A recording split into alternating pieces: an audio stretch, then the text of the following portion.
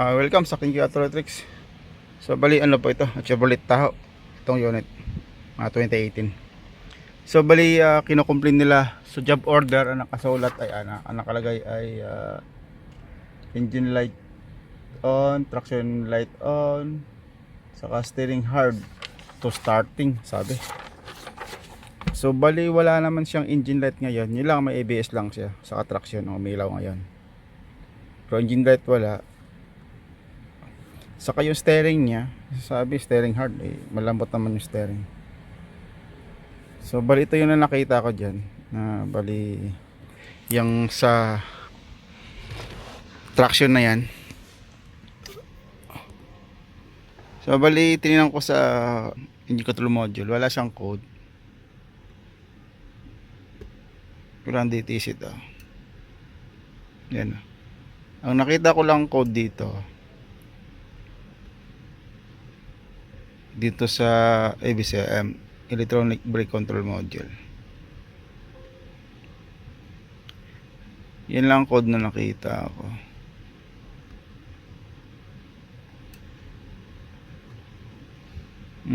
Ayan na, C0045 left rear wheel speed sensor circuit ng symbol, CENTOM description, low signal amplitude.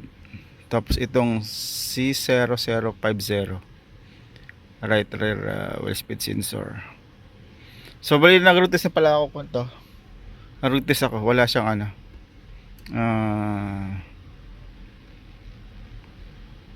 niroute test ko muna to. Chinek ko muna kung anong issue, kung malaki ba ang gagawin. Bali ito, na-check ko na to, nag-route test na ako. Walang reading to. Walang value itong left rear wheel speed sensor, right wheel speed sensor. Baka wiring issue tong unit, yung paputang likod na wire galing EBCM or electronic brake control module. So tingnan ko na rin to sa steering nya.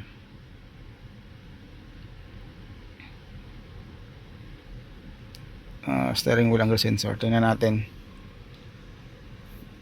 kasi may complaint din siya na steering hard. So pagkakalam mo to, may related din yung ABS sa steering, sa ABS. So ito wala.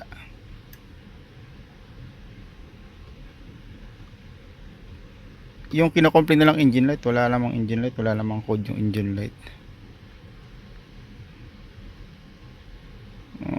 Saan pa ba isa? Steering wheel angle sensor, meron pa yung isa sa power steering. Ano natin? So wala. Yun lang sa ABCM. Sinasabi ay rear. So lilip track mo to unit na to. Ating taas ng unit na to para ma-check natin ang wiring sa ilalim. So bali mag-check tayo mula dito sa may ABCM, electronic brake control module, hanggang doon sa likod sa dalawang gulong na yan. So bago natin takalasin to, so checkin ko muna itong mga wirings nya. Ipapuntang likod kasi sa unahan wala mga issue yan dyan. Ito lang yung wire na yan, ito papuntang likod na yan. Siguro minsan dito nagkikis-kis niyan may time na nagkikis-kisan. So ito okay. So bali binot ko yung socket nung sa ABS sensor. So binunot ko, chinik ko kung mayroong supply 12 volts. So meron siyang supply na 12 volts, 11.8. So ibig sabihin good yan. Sabihin buo yung wire. Sa left side to. So buo yung wire. So meron siyang 11 volts. So sa kabila checkin ko rin.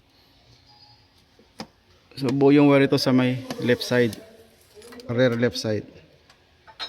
So checking ko naman dun sa may sa kabila sa right side, rear. So bali ito sa rear right side. So chinik ko rin. Ito yung galing sa ABCM. Yung socket na to. So buo rin siya. So meron siyang 11.8 tulad sa kabila sa left side. So ibig sabihin buo yung wire galing sa ABCM papunta rito sa socket ng wheel speed sensor. So ito naman ang chicken ko, itong yung pin na to papunta rito sa sensor, sa wheel speed sensor.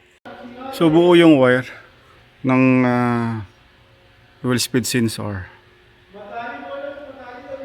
Yan. So buo siya, hindi siya putol.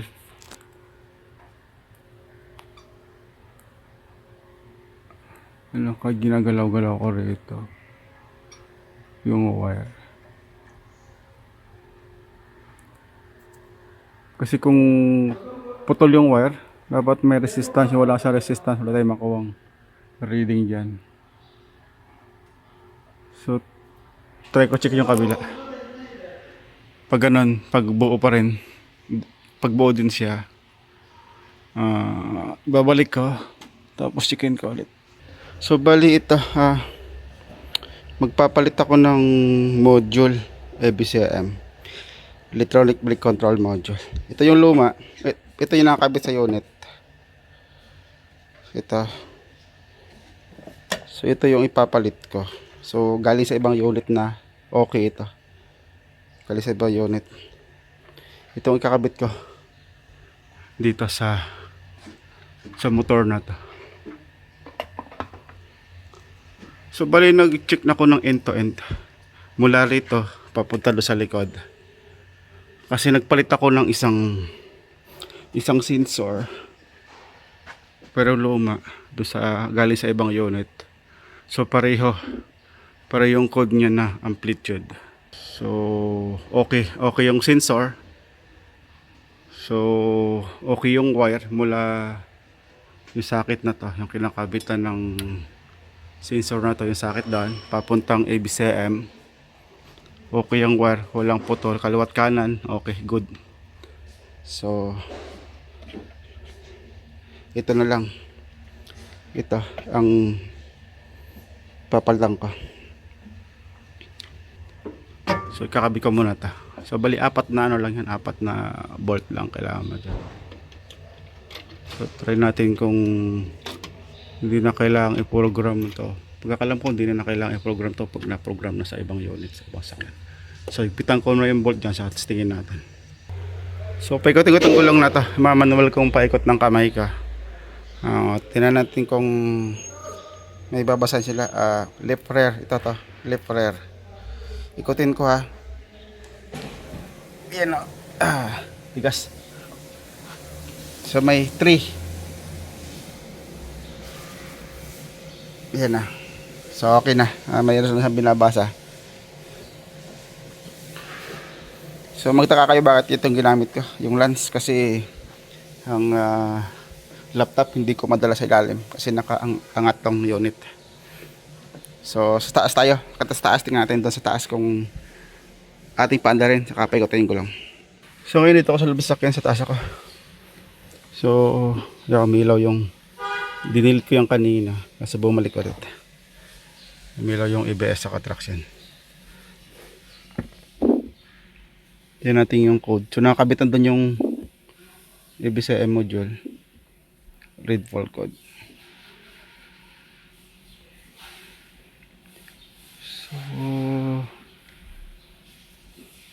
So tinanggal ko yung wire ng ABCM ano, so daming labasan. Right, left front wheel speed sensor, right front wheel speed sensor, left rear wheel speed sensor, right front. So booster. So maglalabasan to gawa nung binot ko kanina, naka-on yung susi. So hayaan mo natin yung code na yan. Hindi ko masaya clear, so dito read so hindi ko muna siya i-clear. So dito sa may read data stream, anti-lock brake data. Tingnan natin kung left left, right. So tingnan natin yung data ng apat na gulong na yan kung may value. So engine start.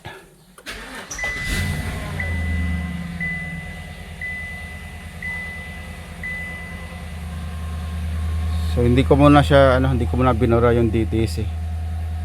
So lagay ko sa drive. Doon naka-drive. Tingnan natin kung itong left rear na to. Left rear saka right rear. Tingnan natin kung meron na. Ayan na. Ayan. May value na siya. So 4x4 ko para pati yung harapan umikot. 4-wheel ko siya. 4-wheel drive. So yan natin. So ayan na. Meron na. May value na lahat. So okay. Balik. Okay. Park, engine off, switch on sose.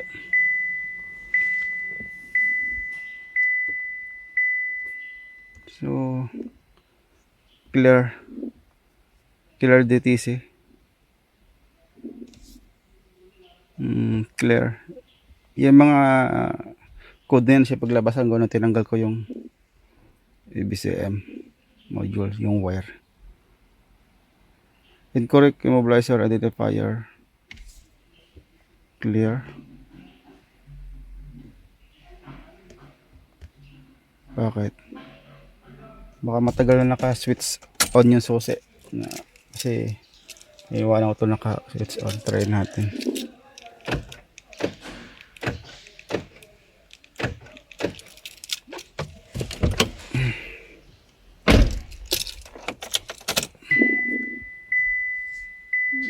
Yan.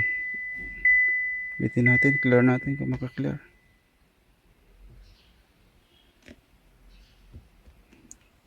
Clear fault code. Ayaw.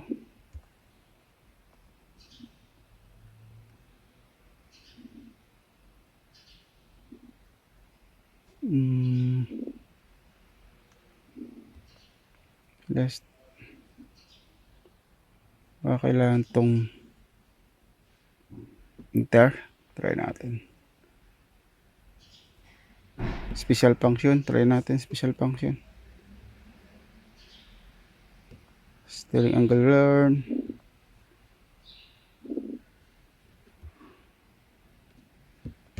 Okay.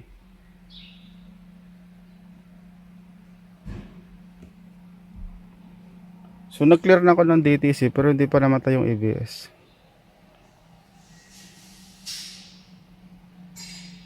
ABS light. Procedure complete.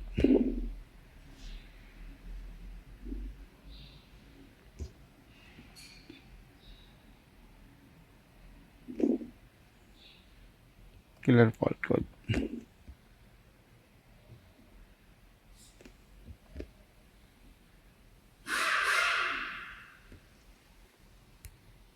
Hintay yung ilaw. So hindi compatible yung ano. Kasi yung EBCM na yung galing sa ibang unit. Power steering control module. Try natin. Ready DC.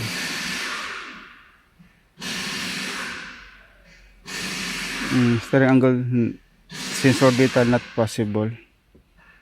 Clear.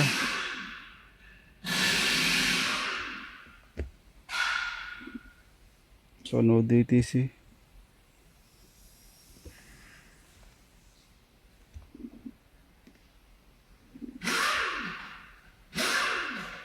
So no. Balikan natin yung EBCM. Read fault code. Display. Incorrect immobilizer identifier receive. sa ABCM. So, engine start.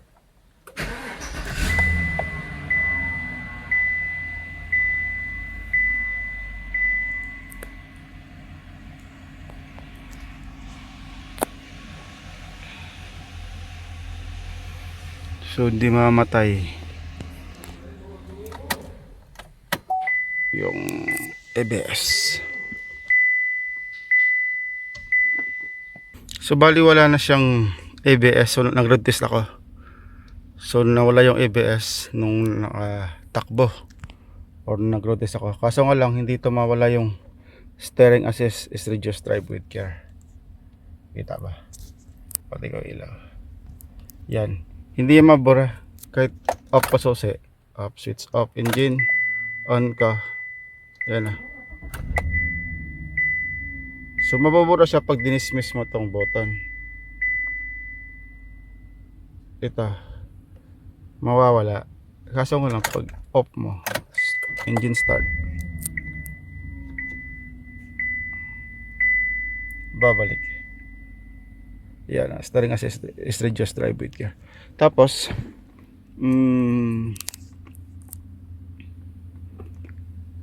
yung DTC, yan, hindi siya mabura. Ito, yung B3902 incorrect immobilizer identifier receiver. So, hindi siya mabura. So, try ko i-program o try ko reprogram yung ABCM. Tinatin ko ano mangyayari kung makukuha ba siya. So, pag hindi siya pag hindi madala sa reprogram, so kailangan magpalit ng bagong ABCM. So, ito yung nakakabit na may DTC na may hindi siya mabura-bura yung code yung sa immobilizer na identifier. So, ito yung bago. May bago tayo. So, ito yung kakabit ko. Hindi siya ma-program. Nag-try ako reprogram. Hindi siya ma-reprogram. Error siya. Nag-error. So, kailangan. Kaya papalit ako ng bago. Ito yung kakabit ko. Itong bago na to. ABCM module. Saka i-program natin.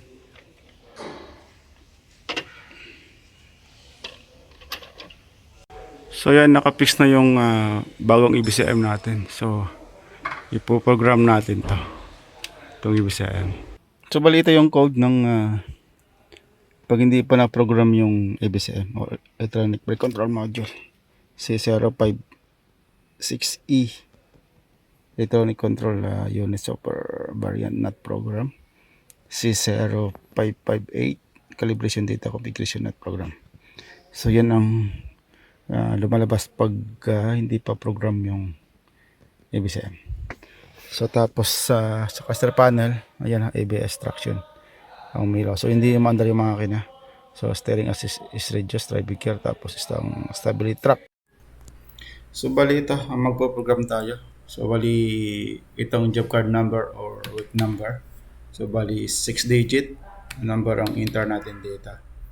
So, pagtapos, atin select ito, program, atin select ang replace and program. So, place next. So, antayin natin yan na creating open SPS bin. So, ayan. So, hanapin dito yung ABCM. So, yun ang i-program natin yung ABCM ang ipo-program. So, programming. So, click next. Tapos, yan, loading siya. Antayin natin yan.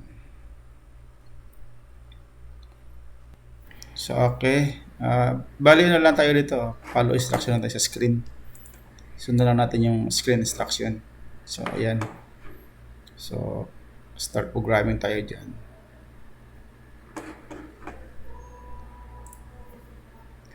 So, waiting tayo. So, bali sa taas na mapapuno yan. Yung kulay blue.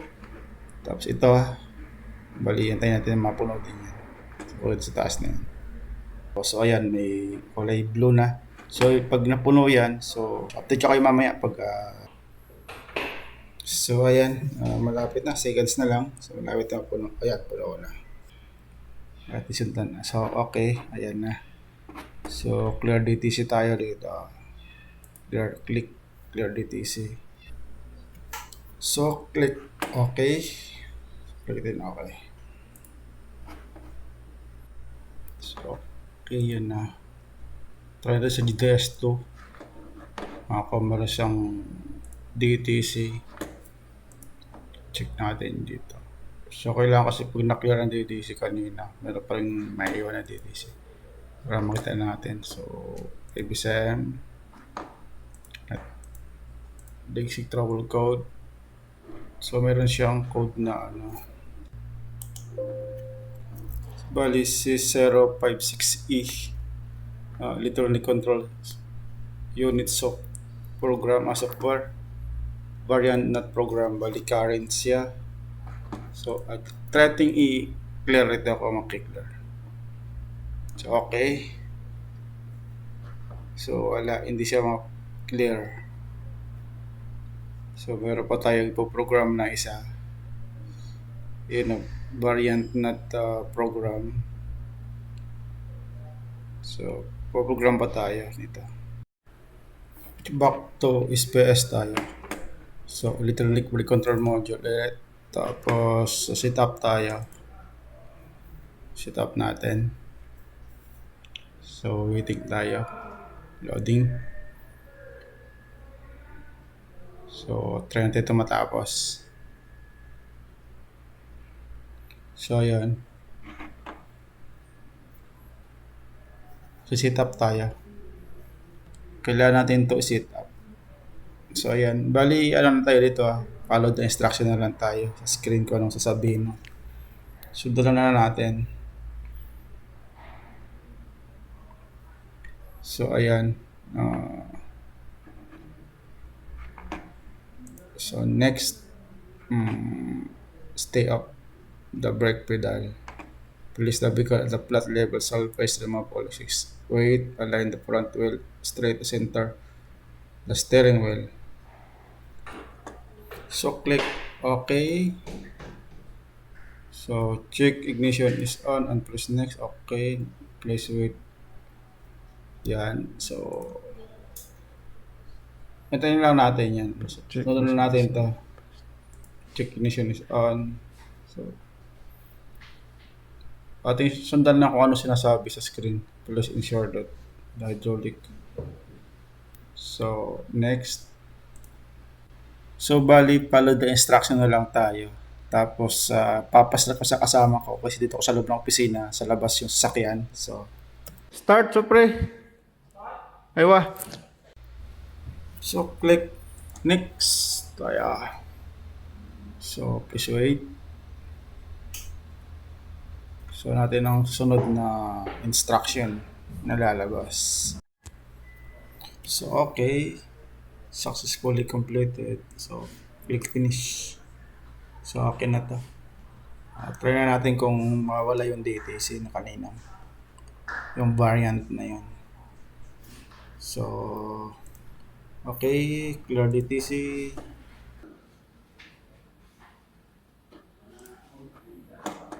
So okay na. So ating check dito sa GDS2. Tingnan natin kung yung DTC na wala na or na-clear na yung DTC. So wait tayo. Module diagnostic ABSM. Tingnan natin dito. So wala na. So wala nang DTC. So bali set up na ang kailangan. So bali ito okay na. So hindi ko lang dito ma-program dito kanina sa laptop kung anong hindi gumana yung aking internet dito. Kaya doon ako sa loob ng opisina nag-program. Kaya hindi ko mapakita kung anong lumalabas dito sa cluster panel habang nagpe-perform ng programming. Kaya doon ako sa loob. So start engine. So wala na. Yan, wala nang base na lumalabas or message dito na yung drive with gear, yung steering assist, parang ganon. Wala na. So check natin dito. So diagnostic IBCM. So okay na, wala nang code. So retest ko na lang. So balita, data display, anti-lock data. So ito yung tingnan natin. Kasi dati nung original yung nakakabit na IBCM, itong right rear wheel speed sensor saka itong left rear wheel speed sensor, wala siyang value o walang reading yan. Hindi nakasiro lang siya. Ito lang front ang gumagana o may value. So ngayon i-road test ko, tinatin ko may value to, may reading tong. So okay, dandahanin ko. Yan na, okay na. Meron na siyang value o meron na siyang number na binabasa. So okay, meron na siyang output. Problem solved. Okay na ta.